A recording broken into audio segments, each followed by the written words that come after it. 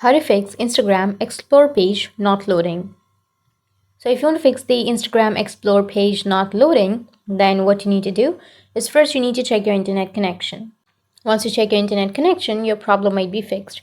But if it's not about the internet connection, then you just need to simply tap and hold on to that Instagram application, go with the app info, and tap on storage and cache, and go with clear cache. After clearing your cache, your problem might be fixed. If that still doesn't, then you need to simply open up your Play Store and search for Instagram. After searching, if you have any updates under your Instagram, then you just need to simply go and update the Instagram application. Once you update it, your problem might be fixed.